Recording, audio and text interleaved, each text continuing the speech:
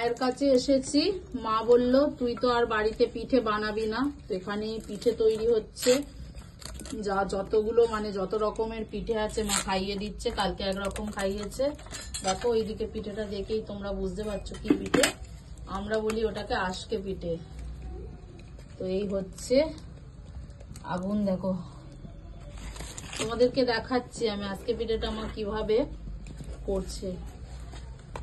চালের গুঁড়ি তো এরকম ভাবে গুঁড়িয়েছে, এই যে এই চালের গুঁড়ি, এটা মা মাপ নিয়ে, আর এটা আমাদের কৌটো।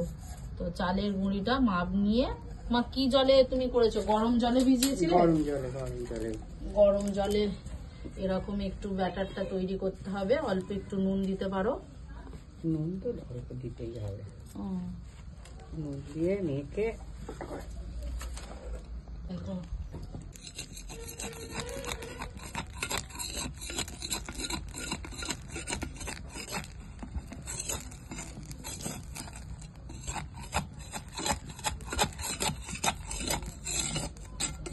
আস্তে আস্তে এটাকে তুলতে হবে।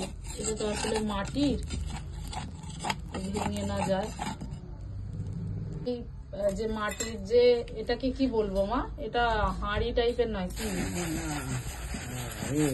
পাতা, দেখো এটা হচ্ছে লাউ পাতা। লাউ পাতা আস্তে সরা, তো লাউ পাতায় তেল দিয়ে একটু বুলিয়ে নিচ্ছে। তেল নয়, তেল নয়, এমনি জল। ও জল দিয়ে। আগে সব আমাদের কিন্তু অন্যরকম হতো, এখন সব বুদ্ধি আরো বেশি বেড়ে গেছে। আগে তো কাপড় ছেঁড়া দিয়ে কিভাবে করতো সব ঠাকুমারা। তো এটা দেখো এবার চাপা দিয়ে দিচ্ছে, হতে থাকবে। একটু মাঝে মাঝে জল ফুটিয়ে দিতে হবে। এই দুধ গরম, আর এখানে মা গুঁড়িতে দুধ দিচ্ছে। এই পাটি সাপটা হবে এই দুধ দিয়ে।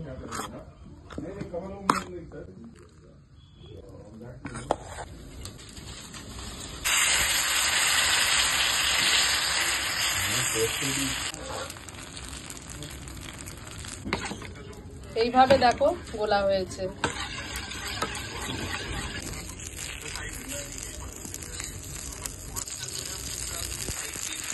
অল্প একটু ঘি দিলাম।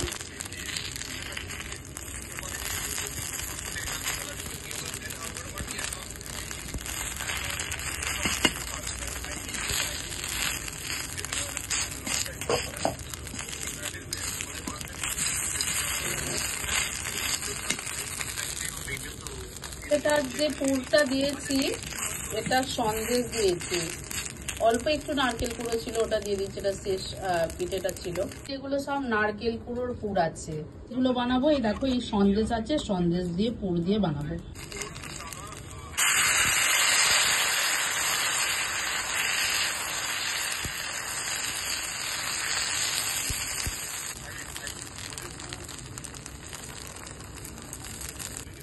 অল্প একটু ঘি দিলাম।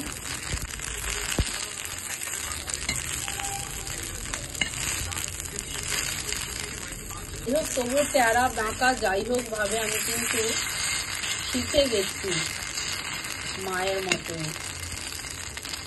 মানে মায়ের মতো শেপ আনা যায় না। খাই আগে এই পিঠেটা খাই, এই পিঠেটা খেয়ে দেখি কেমন হয়েছে। দেখো এটা সন্দেশ দিয়ে বানানো।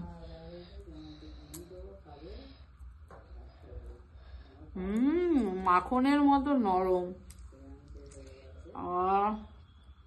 দারুন। এটা দেখে, এটাও দেখো কিরম সফট হয়েছে।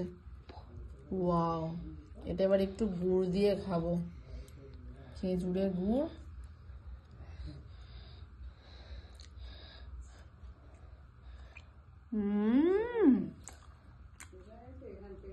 গ্রামে এসেছি, পিঠে না খেয়ে যাওয়া যায়।